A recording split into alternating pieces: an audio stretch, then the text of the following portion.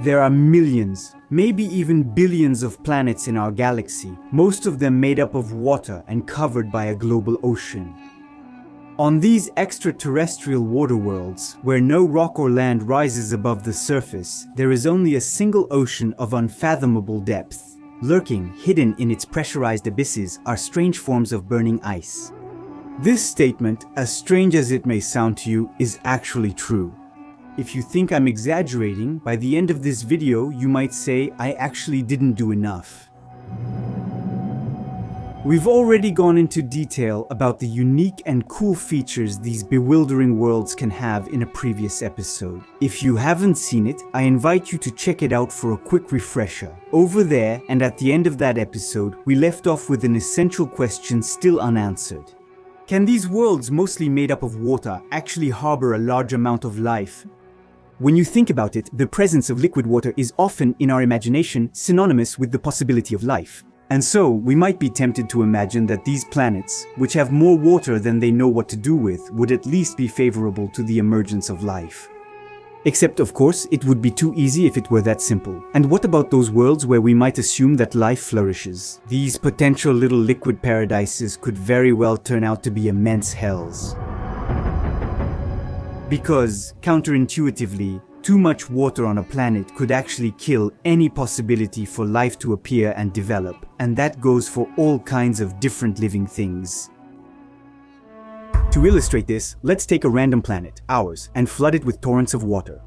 Some researchers had fun modeling the consequences of adding 5 times the volume of all our oceans to our planet. And they highlighted a strange consequence of such volumes of water. Beyond just covering our entire world with an ocean, it would also have another very unfortunate consequence for living things, by causing the concentration of naturally dissolved minerals in the water to drop dramatically. Because this layer of water covering all the land, to the point that even the highest mountain peaks today wouldn't rise above the surface, would bring it down to nearly zero. The erosion of surface rocks, the absence of exposed landforms, would almost completely eliminate the weathering of rocks. With the terrible consequence, to put it simply, that on such a drowned planet, there wouldn't be much useful left to eat in all that water.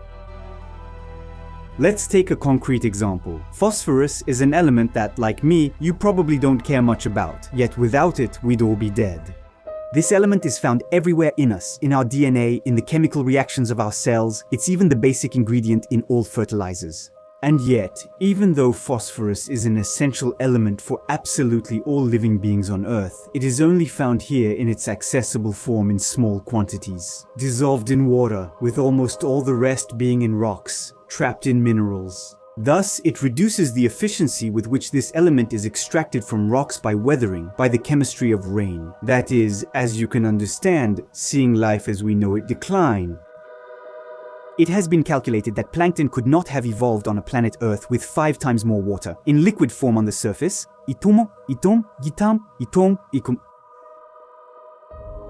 Do you still doubt the powerful influence of the presence of this precious liquid in unreasonable quantities on the scale of an entire planet?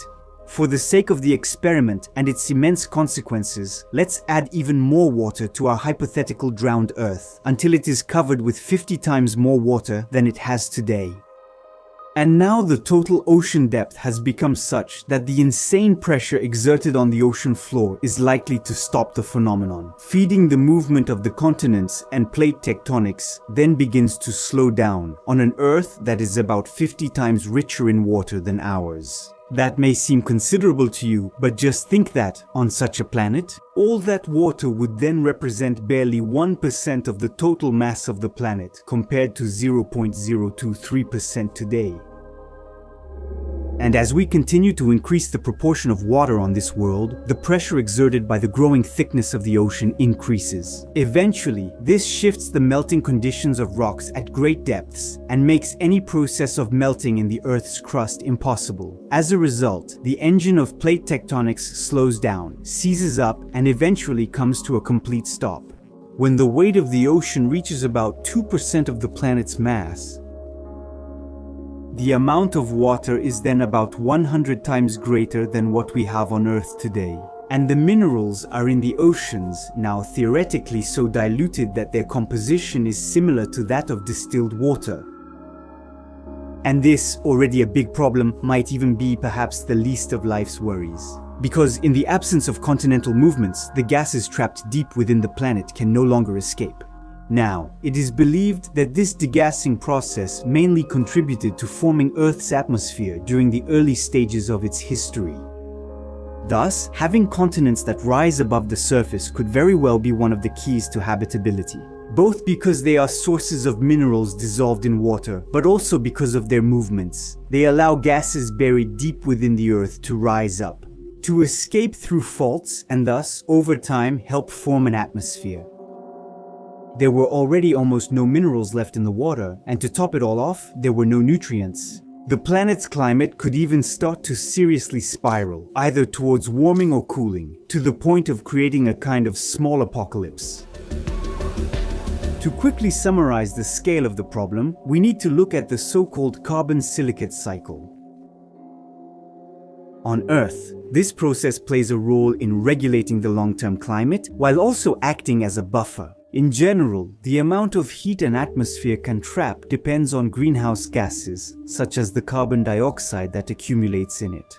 However, on geological timescales, over millions of years, the concentration of these gases is greatly influenced by the fact that they dissolve in rainwater. And by reacting with surface silicate rocks, they form carbonate deposits, while releasing valuable minerals that eventually end up in the ocean with the rainwater.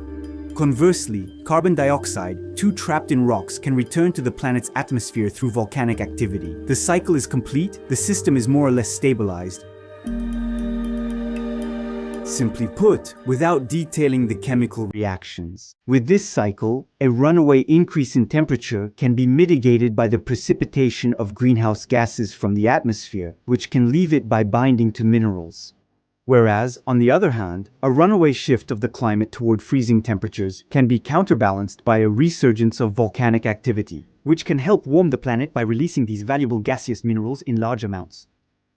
It is believed, moreover, that the workings of this carbon-silicate cycle have, in the past, more than once helped to rebalance our planet's climate. In short, we can clearly see the scale of the problem. The climate stability of these worlds cannot be ensured either by plate tectonics or by the weathering of surface rocks. The water of life there definitely tastes like the water of death. These ocean planets may just as well have fallen victim to a runaway greenhouse effect that turned them into hell, or be entirely covered on the surface by a thick lid of ice that the volcanic activity in the abyss is quite incapable of piercing. And, in doing so, the underlying liquid ocean ends up forever trapped, cut off from any connection with the atmosphere. And all of this may be nothing compared to the even more insoluble problem that looms in the great depths. Because for celestial bodies with oceans hundreds to thousands of kilometers deep, the mass of these oceans can, in their depths, go so far as to transform the very nature of water itself. It is believed, in fact, that they form in the great depths of these planets high-pressure ice, an unusual form of ice that can be hot, which we already discussed at length in a previous episode, and it has a crystalline structure, making it denser than water. So it sinks, settling and accumulating in massive quantities. On the hard rocky floor of these worlds, this strange ice simply seals off access to the rocks of the ocean floor. And from then on, absolutely no exchange seems possible between the rocky base and the ocean of liquid water, whose excess water this time ends up literally bringing the amount of dissolved minerals in the water down to zero.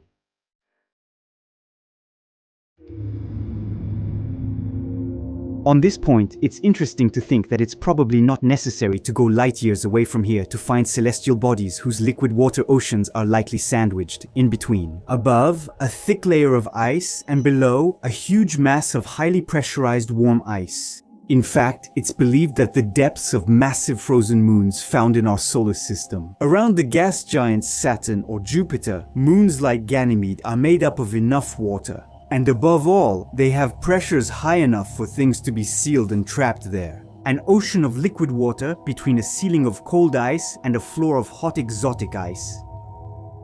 To sum up the extent of the bad news to varying degrees, a lot of water would indirectly affect life, like a poison, a tomb. And so, the predictions of habitability on these ocean worlds seem to be as dark as their abysses. Except that a glimmer of hope could well emerge from these depths, because recent simulations have brought a bit of optimism to a problem that was previously thought to be unsolvable. First of all, it could very well be that super-Earth-type planets, which are more massive and larger than ours, might be able, even while being nearly 100 times richer in water than our world, to keep continents exposed to the air. The secret to this possibility lies in the strong gravity of these giant planets, which are thought to be literally capable of doing so, pushing a large part of the surface water into the mantle, soaking the rocks deep inside with water. These super-Earths could keep some continents exposed and therefore have oceans with mineralized water, thus increasing their chances of having a climate more or less similar to ours. And then, according to recent simulations, the layer of warm ice that was thought to block geochemical exchanges between the rocky core and the ocean might not be as impermeable as previously believed. Because volcanic activity, the bubbling caused by deep hydrothermal vents, could actually melt this exotic ice and create strange thermal plumes rising up. Pressurized, salty ice convection currents carry minerals from the rocky core, which are then released once they reach the layer of liquid water. And now the giant liquid ocean, which had metaphorically turned sour, starts to come back to life, filling up with nutrients. And this glimmer of hope coming from the depths is also accompanied by the light emanating from certain stars high above these ocean worlds. Because even adding insane amounts of water to a planet is playing with fire, risking the creation of a hell for living beings. These symbolic embers could very well be quickly extinguished or diminished by the stars themselves. In fact, many simulations have shown that the ultraviolet-rich radiation from a star is capable in some cases of coming in, like peeling away a large part of the atmosphere of these water-rich planets, then, in the process, attacking their oceans, which would gradually be stripped away, and this would continue until a portion of the hard parts of the continents ends up exposed to the open air. And the star could then begin a more stable climate cycle, like those known on Earth. On this point, the study of Mars and Venus, which very likely had liquid oceans on their surface a few billion years ago, before eventually losing them completely, could teach us more about the runaway phenomenon that these planets experienced. And as a result, the answer to the question, can such worlds host life, is therefore no longer a categorical no, but becomes a timid yes. Taking into account the great variability of climatic conditions and the difficulty of accessing minerals and nutrients. Or even a yes that could become immense if we think about the terrible conditions to which living beings evolving around black smokers have managed to adapt. In the eternal darkness of the abysses of our planet, and above all, to all the possible configurations that these millions of ocean worlds in our galaxy can take. By the way, once again, many of these aquatic worlds are available to us without even needing to leave our own system. The giant moons, Ganymede, Callisto, or Europa, each probably contain more than twice the volume of water found on Earth. The small moon Enceladus, to which we dedicated an entire episode, is covered with huge sheets of ice, very likely hiding a deep ocean of liquid water beneath. In fact, even the dwarf planets Pluto, Iris, Sedna, and Orcus are strong candidates for the title of ocean planets. Oceans that could be hidden there under nearly 100 kilometers of ice. In short, there's water everywhere, and the yes, already immense, might become even greater if we expand the scope of research to planets that have liquids on their surface, solvents other than water. When you think about it, why not consider what usually seems necessary for the development of life? That is, the mix of mineral liquids and nutrients with a minimum amount of heat. Maybe that's too restrictive in its definition, its recipe. Why not imagine life based on blue gold, or on other colors as well? And that doesn't mean the mix has to go sour. Thinking along these lines, some astrobiologists have started to imagine the existence of extraterrestrial life forms capable of splashing around in solvents other than water. Consider that in nature, as long as you have the right temperatures and pressures, ammonia, argon, ethane, cyanide, like hydrogen sulfide, or even methane, neon, nitrogen, or carbon disulfide can all exist in liquid form. Just like a whole bunch of other compounds that you, like me, have probably never heard of, such as hydrazine, nitric oxide, or phosphine. And the list could go on for a long time. More prosaically, in our own solar system alone, it is believed that in the pressurized depths of the gas giants Jupiter and Saturn, there are gigantic oceans of supercritical hydrogen, and that beneath the thick veils of hydrogen and helium on Uranus and Neptune, there are oceans made of water mixed with highly pressurized ammonia. As for the Moon Titan, it could very well host lakes and seas of hydrocarbons on its surface. While we wait for the day we might actually visit these worlds in reality, I'm going to stay here thinking about the oceans of discovery to come, about those water worlds where hot ice cubes might have formed on the surface, all while sipping on the idea of amazing cocktails from possible other biochemistries.